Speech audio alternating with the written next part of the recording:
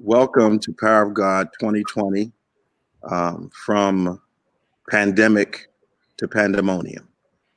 Conversation around the most pressing issues that we're facing right now, not only as a culture, but as people, but as the church, and also societally nationwide. I'm just so honored today to have um, these young men in the same time slot at the same time doing the work that they're doing around the nation, but also the impact that you all are having um, on your regions, on the nation, some of you around the world. I just thank you. I'm thanking you in advance for giving us the time during our convocation to have this conversation, which I believe is extraordinarily important.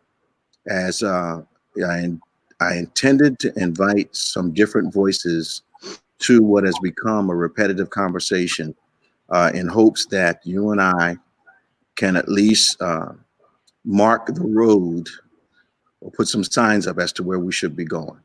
So we've got Bishop Mark Chironna, um, we've got Reverend Antipas Harris, we've got Bishop David Maldonado, we've got Bishop Joseph Walker, and of course my son friend, Dr. Jamal Harrison Bryant. I love saying his whole name, Dr. Jamal Harrison Bryant. And we are representing different parts of the country.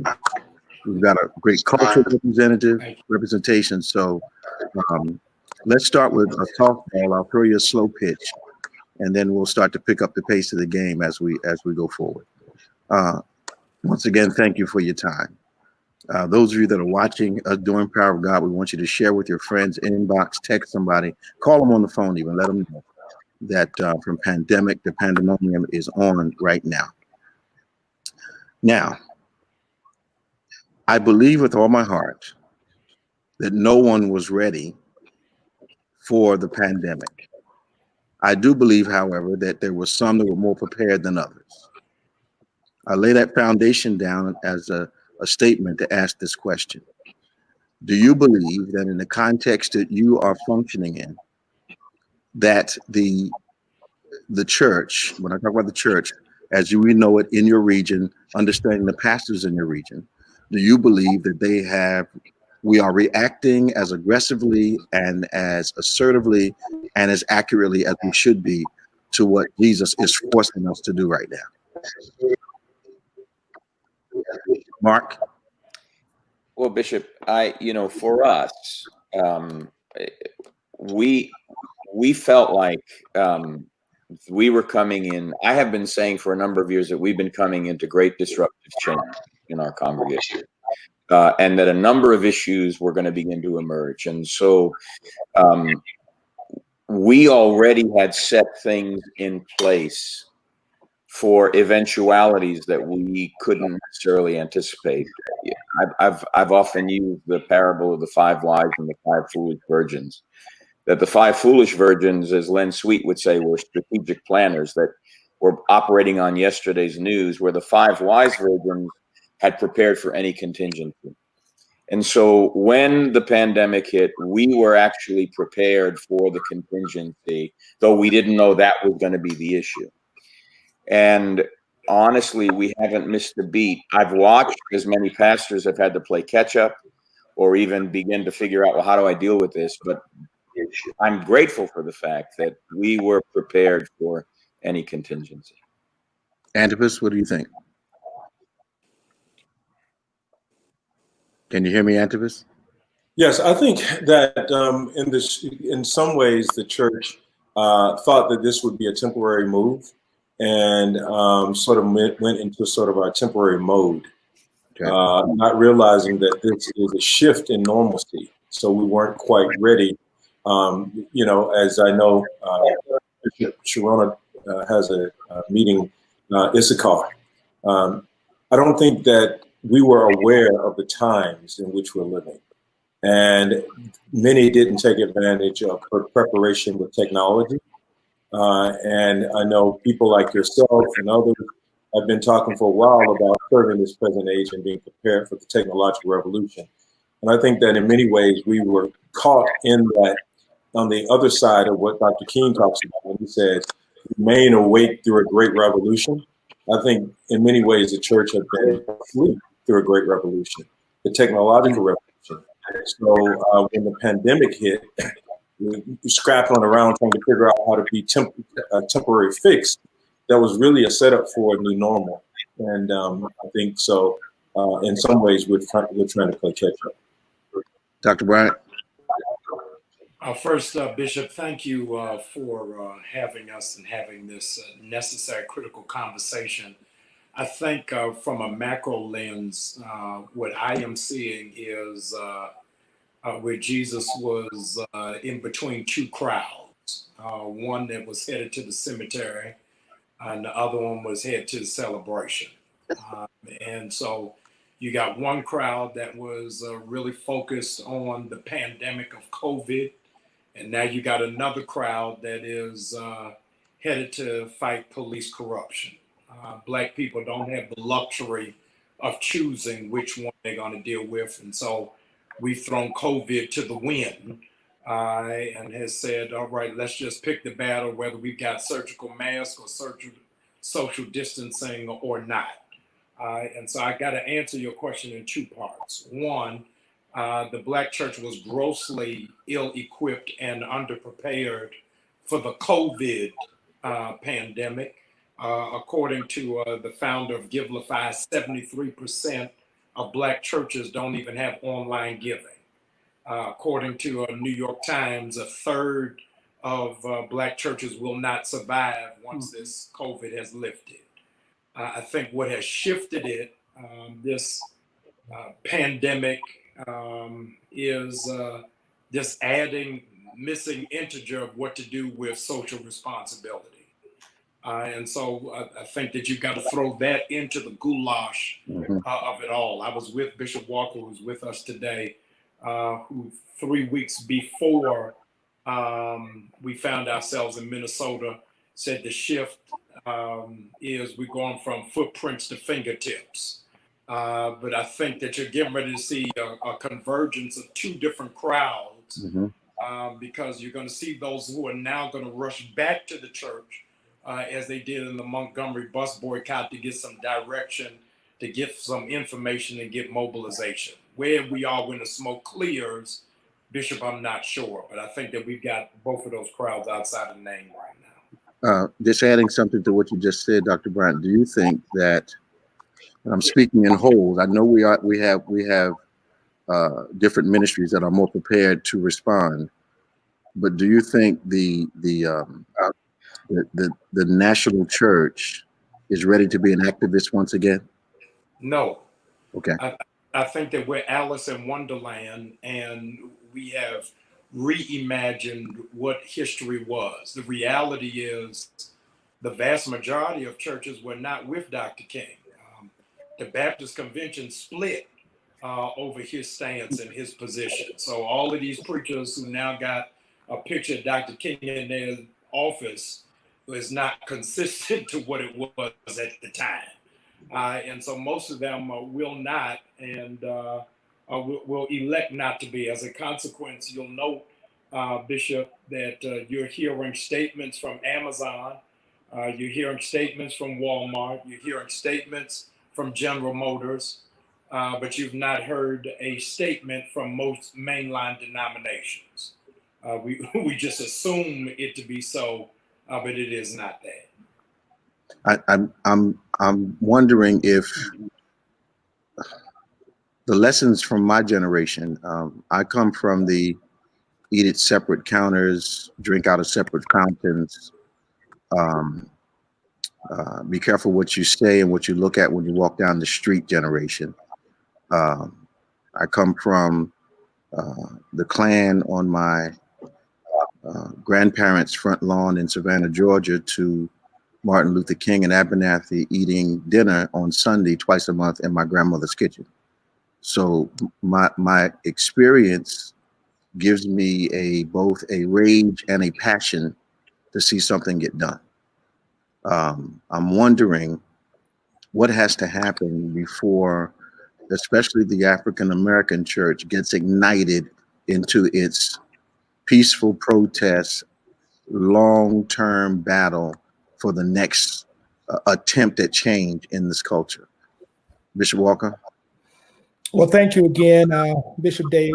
It's such a blessing, Bishop David Evans, to be with you, and of course to all of my colleagues. I want to just, co-sign on what my dear friend Dr. Jamal has said. I believe that it is certainly the church caught between these two dispensations, if you will, these two places. I think what is interesting, and I speak from the backdrop, of Nashville, Tennessee, the birthplace of, the sit-ins at Woolworths on 5th and Broad in downtown Nashville, Fisk University, from the place of Nikki Giovanni's writings on race and W. Du Bois's training and really, you're talking about a city that has an incredible history of race and dealing with race relations. I think what we have to look at, let's be clear, and I'll use Mount Zion as an example. Certainly, we were prepared innovatively in terms of technology for COVID, in terms of the shift into virtual ministry. That's not something at this point I think that really encompasses what our mission needs to be, however. People are catching up, churches are streaming, going online. That's a great thing. Now we have before us, a real crisis in our community in terms of the relevancy of the church. The relevancy of the church now will not be upon who has the best technology and the best cameras and 4G and all of that. It's going to be who's willing to deal with these real human issues of suffering that are happening in the streets in our urban communities, and will the church go back to her original calling of addressing these issues from a social gospel perspective. We often have been guilty, I said often, of prophetic laryngitis, and we have often approached our perspective of the gospel as the sin that is within me versus the sin that I live within. And as a consequence, we have had a benign response from folks who have gone around the church and not seen the church as relevant. I believe, however, because of the perfect storm of COVID-19 and what's happening in our streets with the unrest, I believe that now again, there will be a revival back into the church. The church now has to reposition herself to be who she has always been in history. And that is a galvanizer of strategy, helping people understand and have a plan, because after protest, there has to be a plan. There has to be a strategy. And I think that's where the real work for the church is now. And I think our effectiveness is going to be there. Let's be very clear. If people had divested from the physical location because of the eruptness of the church and felt that the church was no longer relevant in terms of their concerns, just because we opened back up after COVID-19, that generation is not going to rush back unless we are willing to confront openly and deal with the social ills that are plaguing our community. And so I'll say this finally, Bishop, what this has revealed to us, and the church, it should reveal to us in terms of preparedness. Certainly the Black church or the church itself was not prepared.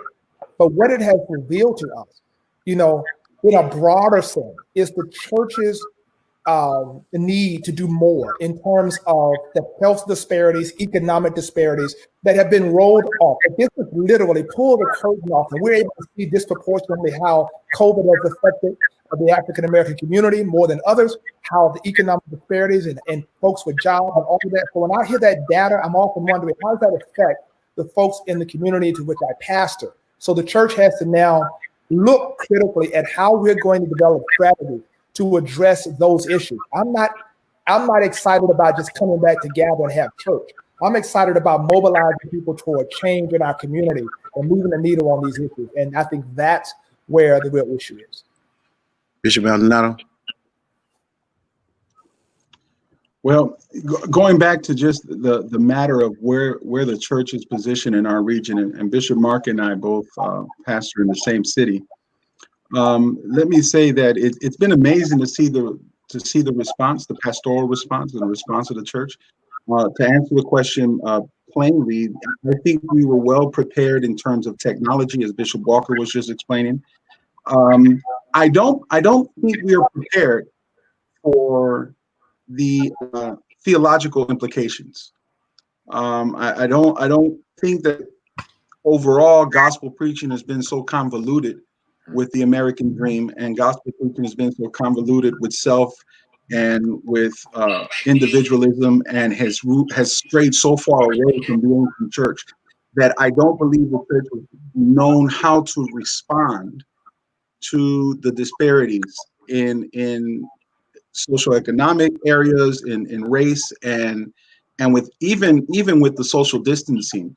People feel like the building is a church, and there's this high pressure necessity to gather, when in reality, as I read on someone's post just the other day, I might be physically separate from you, but I'm more socially connected right now, just because of the way we have technology to be used. Now, I'll say this, I've always preached against the grain, and just because Jesus did, and I stick by what he says so closely, a culture keeps coming against what I'm saying.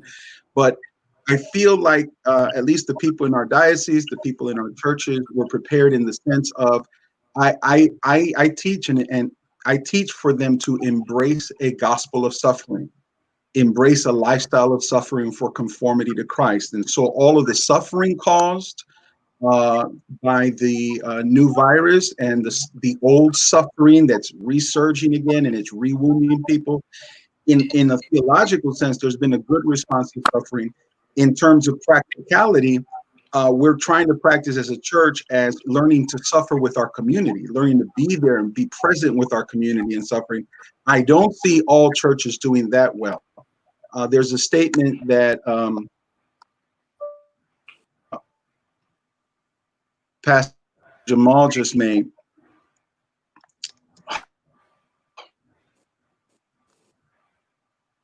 We can't hear you, Dave. All right, he dropped out. Secondary thoughts on the comments. Anybody? Secondary thoughts on the I comments. like to say that I think that the issue of the gospel of theology of suffering is a key one that I think much of the popular Christianity today that sort of focused on the name it and claim it sort of way of thinking, even if they didn't subscribe fully to prosperity gospel. I think that COVID reminds us that God is a God a God of suffering, and reminds us of what it means for the church to be present in the middle of suffering.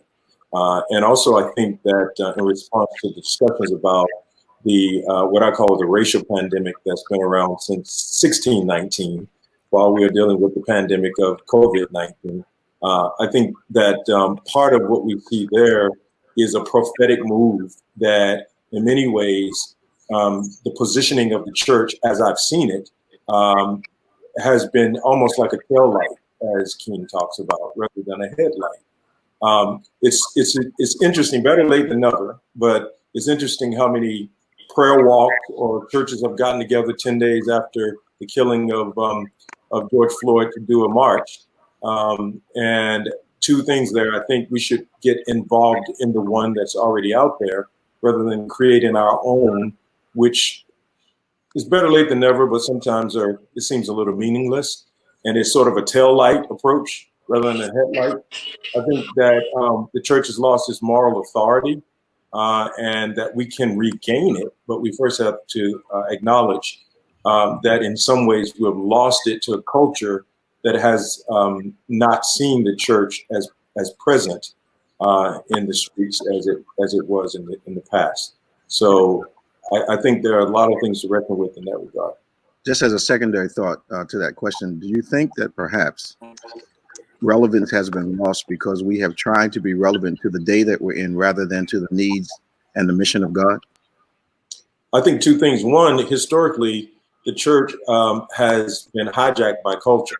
I mean, you can think about in the 1700s, just the Methodist Church alone, when the founder, John Wesley, said to Wilberforce, we want to end slavery. By the time we get to mid-1800s, and Frederick Douglass, who's a Methodist, who's a preacher in the Methodist tradition, is preaching against slavery, the Methodist Church calls him a heretic.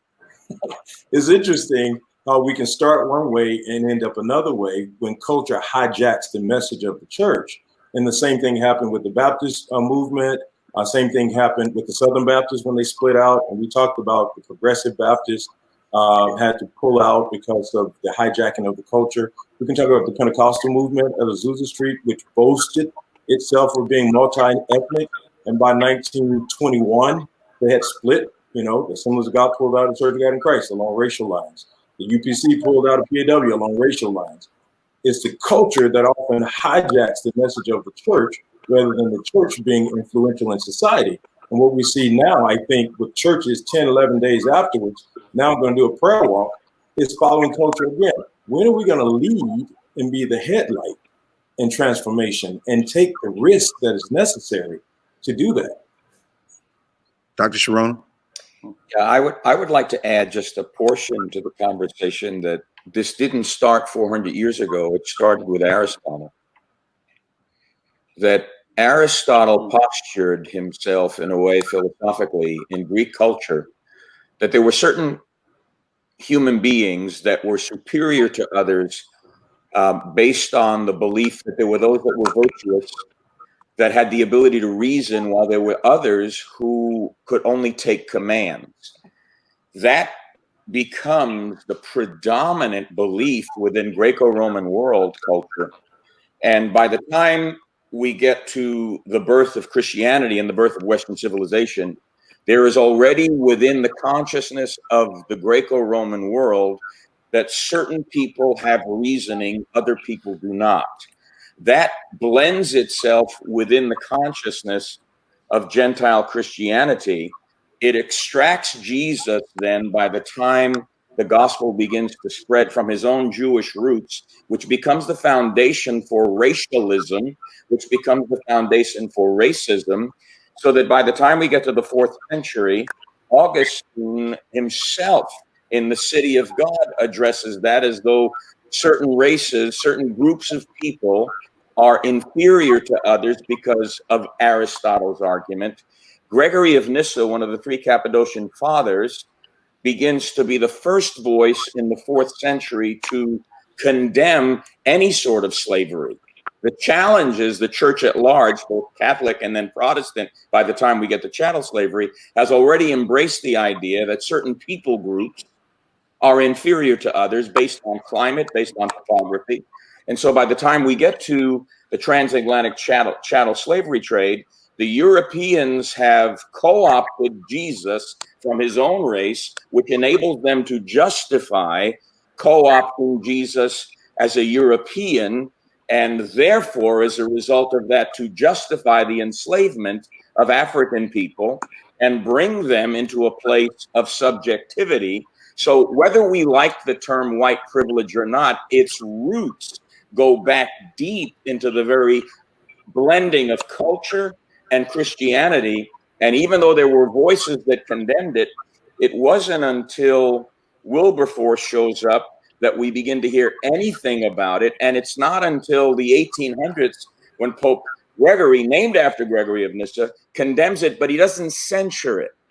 And because he doesn't censure it, the American bishops and clergy in the Catholic Church who were slave owners did not feel they had to abide by it. Secondly, the European theologians that opposed it, when they came to America in the late 1800s and 1900s, Herman Bavinck, for one, who already condemned Dutch Reformed Calvinism and apartheid, sees blatant racism in America and develops a deep distaste for American culture. Now, you fast forward all that to where we are today and the conflation of the American dream, which doesn't work for everybody, with a consciousness of the idea that Christianity and the Western civilization does involve certain things that we don't want to ignore.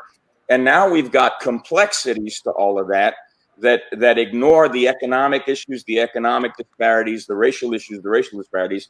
We've got something that is of long standing that if we don't actually teach the historic roots of that, I don't think we can fully come to terms with how we got here. Because understanding the times, plural, requires going back as far as we can and then recognizing that George Santayana was right when he said, those who forget history are condemned to repeat it.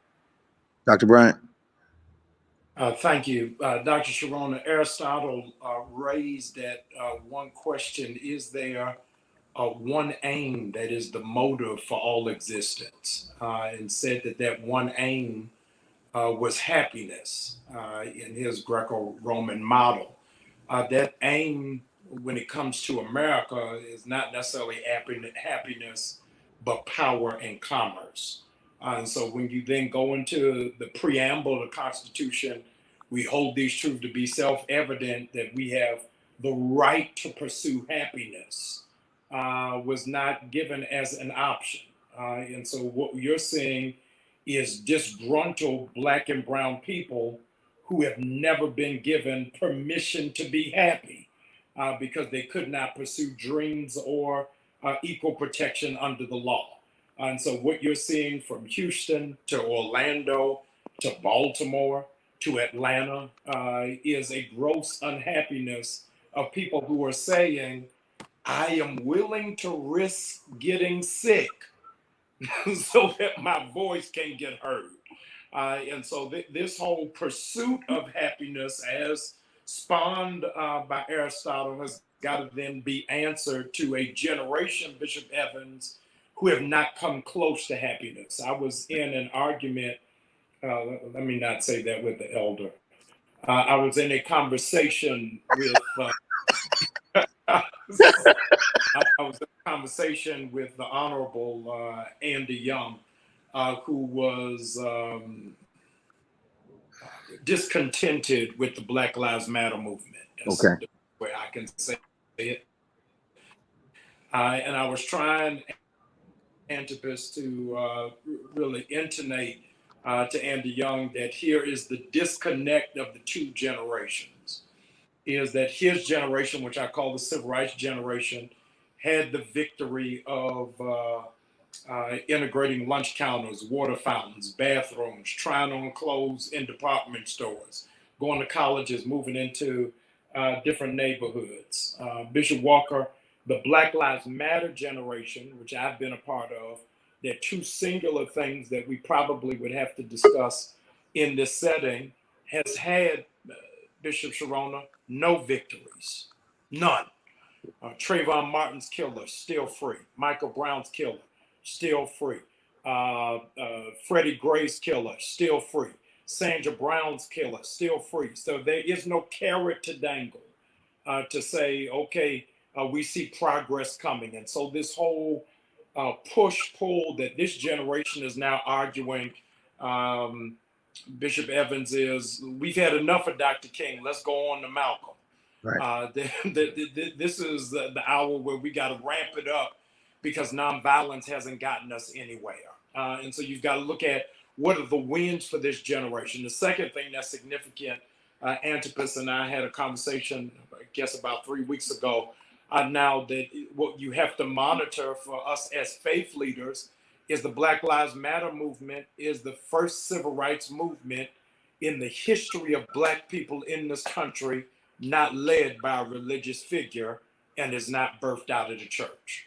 That is very significant, very striking, because it is absent of any spiritual bearing. The other issue to that, that Bishop Walker would be able to speak to clearer than I, is that in the absence of the church, the civil rights movement was built in HBCUs.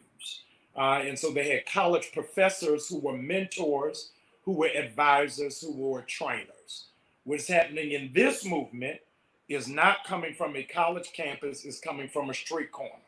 So that they were not trained on the art of resistance. They were not instructed on nonviolent philosophy. They're not tracing back to Mahatma Gandhi. It's meet me downtown on Twitter at 12 o'clock. And so they're having a rally, and then it spawns out of that. And so the church now is having to pivot, or to use Bishop Walker's language, is having to shift while our clutches have been stripped. We don't know where the gears are. So the church is scrambling, trying to figure out how do we support something we don't lead.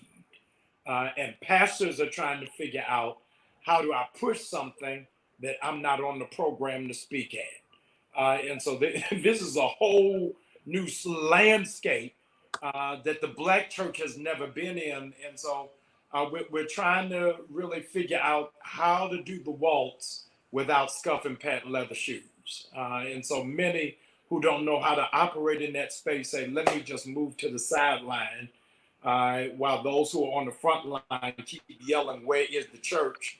And then once we get there, they say, back up, and this is not yours. And so it is a tangled web that we're trying to bob and weave out of. Mr. Walker? Well, after hearing Bishop Chironna and Dr. Jamal, I just want to say amen. I mean, it is, I mean, it can't get any clearer than that. I do think that it is critical for us to position ourselves in a collaborative model in terms of coming alongside these organizations. Black Lives Matter, which certainly has wind behind its sail now, and finding our place and recognizing that we do have something to offer. And I think we can be engaged in serious conversation and change without having to be on program, without having to be at the helm of an organization. I think I commend Jamal, and I know his work there. He's gotten in and sat in the back and worked alongside in the trenches with these young folks. And I think that's what we're going to have to do. One of the things we're going to have to think through is how do we open our churches up and open our resources up to support them? Because ultimately, those victories, what is to be said about the civil rights movement and those victories is that in some sense, they did have some foundation. They did have some structure in terms of guidance from the elders and folks who could help. We bring things to them that can help them. One of the things that I think is critical, and I say this all the time, I think about often, Mephibosheth's journey to Jerusalem, and I often think that we often miss the idea that Mephibosheth was at the table. Okay, we have a lot of folks who are after, and the Christian. One of the I think the critiques of the modern Christian church is that we have built identity on platforms. So everybody's trying to get to a platform. Everybody's trying to get to a stage. We have amplified stages and amplified platforms, but nobody's at the table. And when we get to the table, we're mute or we're just photo op. And I think what's important is to understand the significance of the journey from a place called Lodabar, if you will, all the way to Jerusalem, means that you're at the table for a reason. And when you're there, you have to have something to bring, something that can move the needle forward. And I think that's what's going to be critical, because even through the protests, even through one of the things we have to acknowledge in this is that Dr. King got to the table. Dr. King was making moves at the table. And we have to have folks who can get to the table. And as my friend Dr. Jamal said, let's get to the table that has legs and not at the table without them. Well, I going back to what Jamal was talking about as far as his conversation, my generation has to have caution when it cannot discern the difference between an experiential conviction and a conviction that may come largely from observation. We have a tendency in my age group, I'm 68, to disqualify this present generation's experiences because they have not been through what we went through.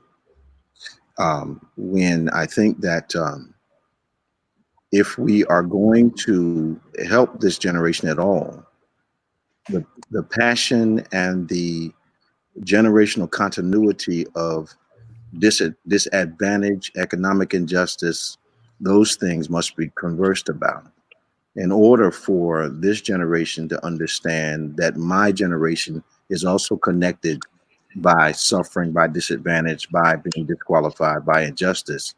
Our experiencing those things may be different in some cases, but the principles of them are remarkably the same. And I wonder, do you think that we are, the older generation and the younger generation are a little too busy discerning the differences when there are some commonalities and principles that could cause us to be united? Bishop Maldonado? Well, first of all, let me say I was talking about suffering and then went through a bunch of technological suffering. So For real. thanks for being patient with me here. Uh, yeah. Listen, when you think about the younger generation, and I'm Gen Xer, so and I'm on the end of Xer, so I like to think of myself as part of that. I'm in the middle. There's an experience I had, and I want to just share this quickly. We had a conversation a couple weeks ago, Bishop, you and and I told you that one of my church members reached out to me. She texted me and said, "Bishop, would you pray for my nephew? He's in Seattle. He's been shot with a rubber bullet. He was peacefully walking away from to his car to go, and a bullet shot him on the back of the knee. Turned out he was okay, and she said he's just going to have a really bad bruise." The next day he's a 16-year-old young man, 16-year-old African American male, who then tells his mother, "If you knew things were this bad, why did you bring me into the world?" Wow. Right? Why did you bring me into the world? Because my whole life it's been really bad. Now he's only 16, but then I started to think about the last 16 years and probably the last 5 to 10 years where he's really cognizant of the things that are happening.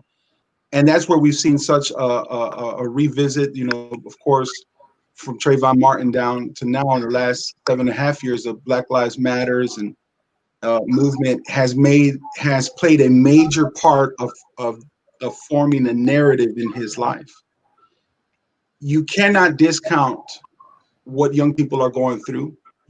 His 16 years may pale in comparison to someone else's suffering, but when you're suffering, you're suffering. And this is the commonality.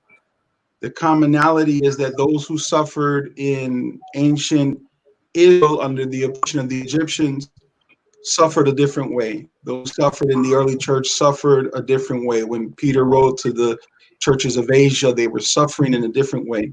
When we're looking at the last 401 years here in America, and every generation has a different story. This 16-year-old is entitled to his story. He's also entitled to learn from the past and from the stories of others. And I think it's so important that the church will learn to have empathy and identify with the different generations. And it's important to have that intergenerational conversation, a sharing of lineage, a sharing of history, of the ups and the downs.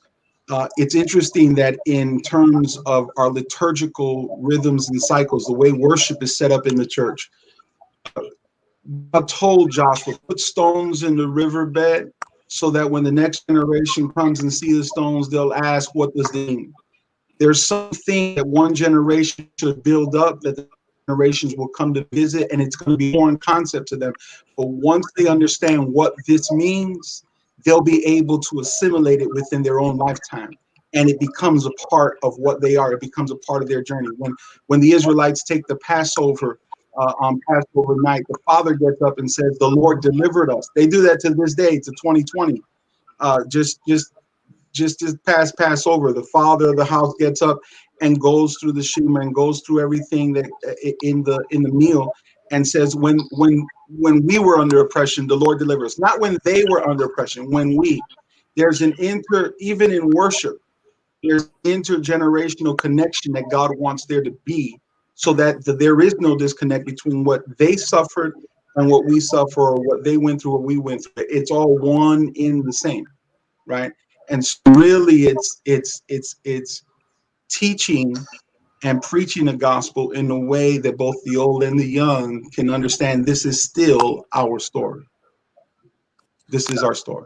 Now, Bishop Chironna, my relationship with you gives me permission to ask you this question. As a Italian American raising 2 African American boys, you have an unusual perspective on some of the issues that your sons face. We have personally talked about times when you have had to come to your son's defense And those of you that don't know Mark, he appears calm all the time, but he is extraordinarily fiery, and he, has almost fought because of defending his sons and watching them having to respond to cultural inequities. Mark, in your context, as you have watched the Black Lives Matter movement, as you have watched civil rights, as you have pastored majority Black churches, what do you see from your experience as the unending threat on young Black men? That's a profound question. Let me back up. Growing up in New York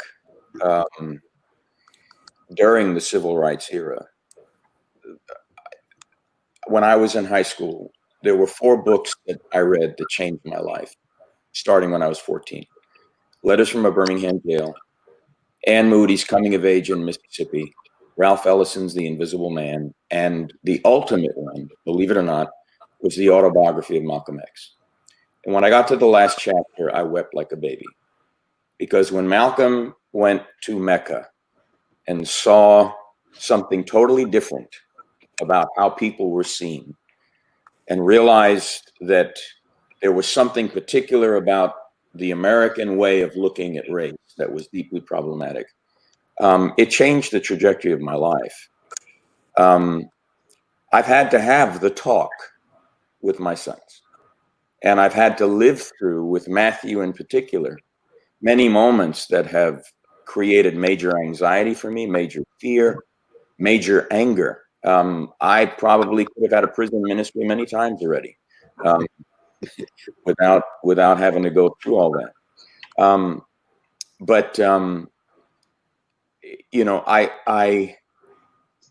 It's very difficult for me. In one sense, I don't have any skin in this game, literally, but I have come to a place over the years of my life where I am very deeply listening to my Black brothers and sisters, and have for a long time, precisely because I see the injustice. And I have found that if there is no willingness to listen, then it becomes very difficult to have a conversation. And when I've watched Matthew in particular have to endure some things where, because he's Black, simply because he's Black, that he doesn't have a voice in situations where he deserves to have a voice, and his insight and what he feels needs to be heard. It's deeply, deeply disconcerting, deeply painful. I'm not sure I'm answering your question quite the way you wanted me to. No, I wanted you to answer it out of your heart. I live with this continually, and I have a deep love for every person that's on this panel, and I also realize that we've got a long way to go. And I look at where the young people are right now. African American millennials are disillusioned about the church, and we need to figure out a way to get them excited about Jesus, because the Jesus they've seen isn't necessarily not the Jesus of the scriptures. And I think if we can rediscover that Jesus, he's pretty relevant to everything going on. Matthew and I, a few months back, we were in the Bahamas for a meeting before the pandemic hit. And he and I had a come to Jesus moment, because there were things he was carrying that I never knew. And I allowed him, I allowed him to vent for about an hour and a half. And it was healing for him, because he needed to know his dad really heard the depths of his pain. And even though he's grown up with me from the time he was 3 months old, at 30 years old, he is, and at 65, I am. I couldn't be more excited about that he's my son than I've been excited about anything in my life up to this point. Bishop Walker. I thank you, Bishop Chironna, for that perspective. And I'm the father of a son. And interestingly enough, my son is 2 years old, and I am terrified. I am terrified of the perplexities of the current culture that I have to try to delineate to him. He's naive at this point. He has absolutely no clue of what's going on in the world in which he grows up. I feel a personal responsibility to make certain that many of the battles and many of the things that I had to deal with and my father had to deal with, he won't have to deal with. He carries my name, but I have to tell him that his father worked for his grandfather in Shreveport, Louisiana, and we went through the back door of white folks' houses and had to drink out the water fountain. And my dad was an entrepreneur and was basically blackballed by many of the folks in the white chamber in Shreveport. And my dad continued to work and build his business, and it was tough.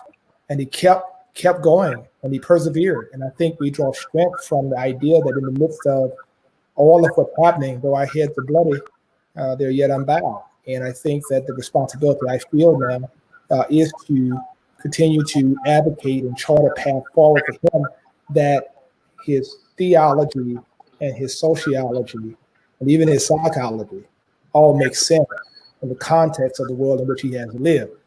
There can be no disconnect from those three realms for him as they have been often for me. And so I feel the need to do that. We got about 9 minutes left, and I'm trying to say one or two things and then ask you some closing questions. I about 2 years ago, I started trying to prepare my sons and daughters for what I didn't know, but I began to really press upon them to learn how to function through social media. Did not understand what was going to be needed, but I just knew that we had to start to teach them what to do, how to do, because I didn't want them to get to this season that we're in right now and say that their father in the ministry never told them.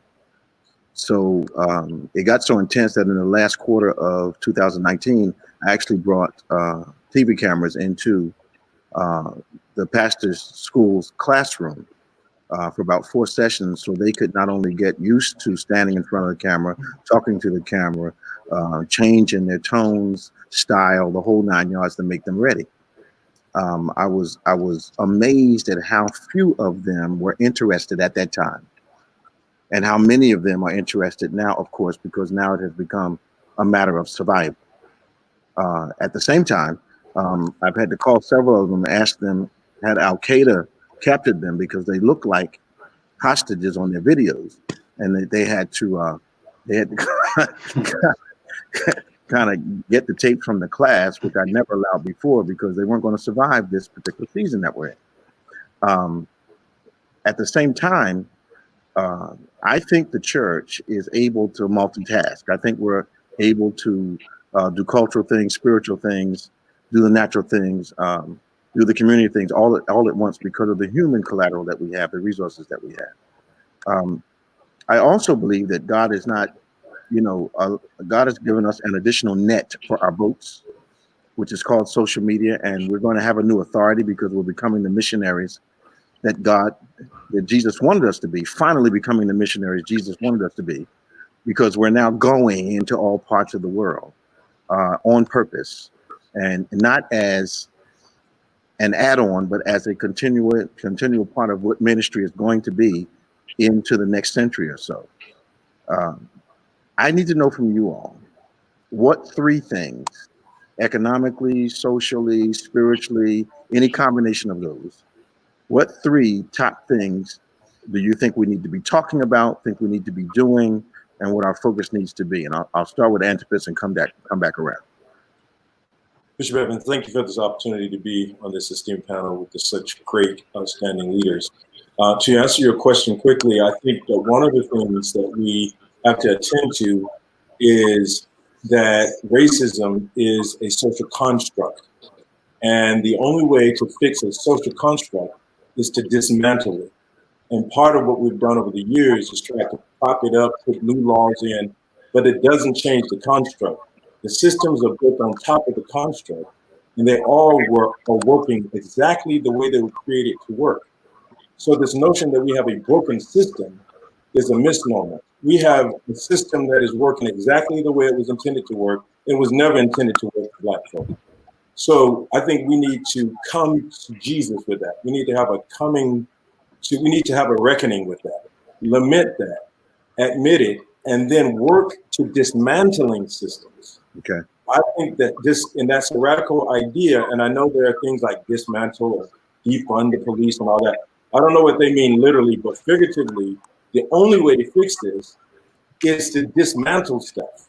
So I think that we need to stop trying to prop it up and trying to reframe it and admit what it is. It's a society that was never meant for Black people. And once we see that, then we work toward, okay, well, what should it be? What is the society that we should have? And so that's my answer to your question. And I hope that it did. I don't think the Suge Knight strategy works. I think you can bully people for a while, but you end up losing your freedom. So I really believe that there's got to be a different approach. Dr. Bryant. Yes, thank you, Bishop. I'm grateful just to be with these brilliant minds. I'm grateful. I would say what I've been touting is that we've got to drive on E. Number one is prepare for the election, which is going to be very critical, not just presidential, but we've got to vote all the way down. What is the best interest of our community? Second is economics. Is that we find a way to support minority businesses so that they might be able to thrive. The whole heartbeat and blood vessel of the nation is around the economy. That's why most of our states opened up prematurely because they put business over bodies.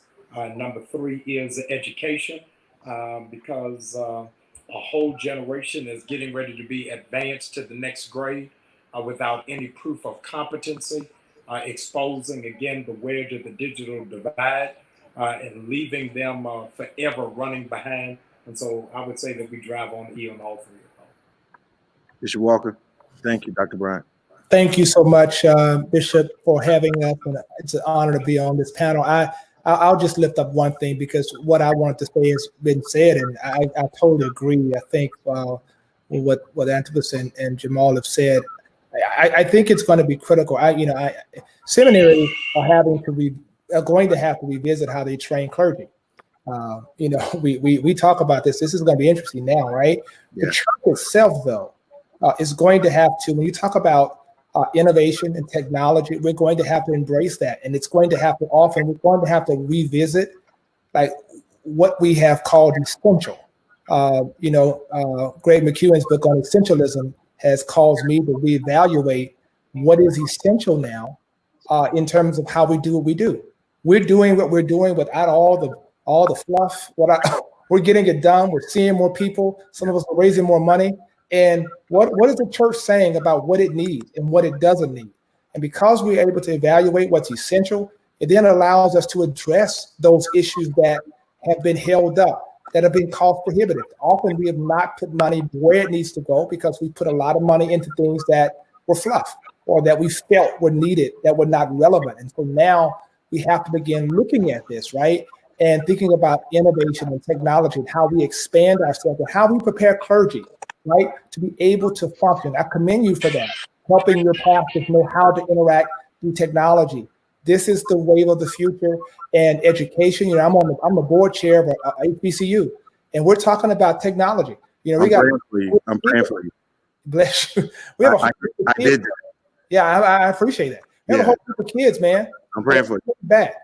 And actually, 2 HBCUs I serve on the board for. The kids are crying. It's the trustees you got to worry about. Look, I'm crying on both ends. But listen, but the blessing, we're figuring out how one of those institutions is Meharry Medical College. Yeah. To Jamal's point, we got people that are going into a whole nother grade. Let me tell you what doctors are doing. I'm done. They're sending folks out. If you finished, we need you now. So they're bypassing certain protocols because COVID-19 forced folks to go into the, if they had finished certain requirements, to go out and do it earlier than they normally should have. So we have to make certain we are prepared to help address these issues in education, economically. I agree with that. And I just think it's important. And the election, which we're doing something in Full Gospel around that, all those areas. And so I hear you, and I think it's important. So thank you again for having me. Bishop Maldonado. Yeah, thank you for having me as well, and to all of the fine scholars and pastors here. Bless you, and it's been a privilege to share with you. There are three things I think really just come to the forefront of my thinking in terms of what I'm communicating to other pastors and leaders about. The first would be that the church has a tendency to preach and send a lot of messages. Before my video got cut out, I was going to say Dr. Bryant said something about Walmart and corporations putting messages out there, and the church hasn't. If and when the church does put a message, the message has to be more than just word. It must be incarnational. When God saw the condition of the world, he did not say a word, he sent the word, and the word became flesh and dwelt amongst us. If we cannot connect to the communities we're in incarnational ways, in ways that people understand beyond words, in ways that touch them at human level, then the gospel preaching we're doing is useless, it is weak, and it is not fully the gospel. The gospel must be incarnational. The second thing I would say is that because of the incarnationality we need to be open-minded to mentorship. I am a Puerto Rican. My wife is African American. I have 4 children. The first 2 are Puerto Rican. The second 2, they're Puerto Rican and African American. And so, yeah, it's been good. It's been a blessing. I'm raising brown boys. I'm raising brown, and I'm the lightest complected one in my family, right, in my home. I'm raising children who are living in a world that it's going to be a different approach than the way I live the world. And what I'm trying to say is that mentorship is key, not just for fathering. Mentorship is key for leading. I have to have Black men in my life to mentor me. I need to learn from Black men if I'm going to share in relationship with Black community that I'm a part of, and I need to learn from them. And so I especially to non-Black pastors, you need to sit up under and relate with Black mentors so that you can see the world through their eyes and experience it their way. Third thing I would say, not just incarnational, not just Black mentoring is important, but the third thing, going along with what Bishop Joseph Walker just said, is that we have to be really creative and innovative in terms of how to do ministry a different way. How can we be fruitful? How can we bear more fruit and do things that are effective when the regular tools and vehicles we're used to are now taken from us and stripped from us? And I think it's ignorant to think things are going to go back. If we're waiting for this to pass over and then it's going to go back and it's going to be the same, I think we're naive. So, that's personal opinion there, but I really believe I'm forecasting and seeing the future where ministry will go on to different, it's going to continue to evolve. As history has taught us that, it's not going to be any different now. So we got to find new ways to be creative. Bishop Chironna. There's very little, if anything, I could add to what's been said. I concur with everything I've heard. I'm mindful of Walter Brueggemann's words in Prophetic Imagination, where he speaks of the need for energizing memories and radical hopes. And when there have been so many de-energizing, demotivating memories for generations and generations, it's going to take a gospel that has energizing memories deep within the consciousness of our biblical roots that can create radical hopes for the future. And the primacy of genuine gospel preaching, I believe, the apostolic preaching of the gospel with that kind of authority has the power to do far more than I think we realize. But I concur and agree with everything I've heard. And I'm just honored to have even been part of this conversation. I appreciate all of you. what I've heard from you is that there has been a watering down of our brand, and it reminds me of when the plagues came through Egypt, and Israel, in my mind, had blended in so thoroughly that God had to mark his people to make sure that the angel didn't touch them. Our brand, we have allowed the culture to influence our brand to a place where at times we almost seem reluctant to be who we are. And I believe God is looking once again for an obviously bloodstained church with whom he wants to reinvigorate the apostolic authority and power that we're supposed to have in the culture that we are now assigned to. I also believe that we come out, those of us that have responded to Jesus' command to go into all the world. I believe that we will come out of this thing not less but more than. We're going to come out stronger because he has added another net to our boat, and that net is a permanent net that we have to continue to cultivate as we go forward. I also think that I think with this panel, I can see the beginning of an intergenerational conversation that acknowledges the differences but has a healing context to it.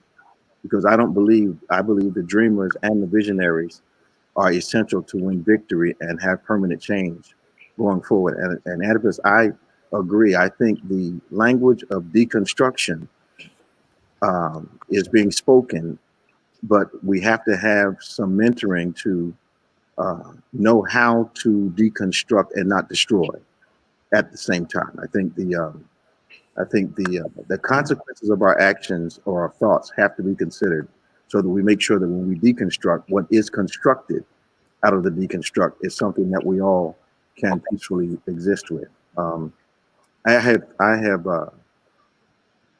really deemed it as a privilege to have all of you all for this last hour. And the choosing was on purpose. I respect you all as some of the greatest minds that I know in the kingdom of God today. Multi-generational is this panel, multi-racial is this panel, and most of us come from different religious backgrounds, Pentecostal, Orthodox, very contemporary. I believe it was the mix that God wanted to have on this day, and I'm looking forward to how our convocation experience, we normally get somewhere around 1.3 million views at our convocation every year. And I'm really excited about how much of that attention this panel will garner during that time, and also look at it as an opportunity, although your platforms are very mature and developed, to expose you to maybe some people you had not been exposed to yet next week. So I'm looking forward to the interaction, the impact, and I'm anxious for the nation to hear what you all had to say today, because I believe it's the beginning of a new dialogue, which will make some long-lasting permanent changes in America. And I think that's where we have to be looking. So gentlemen, I salute you, and I thank you so much for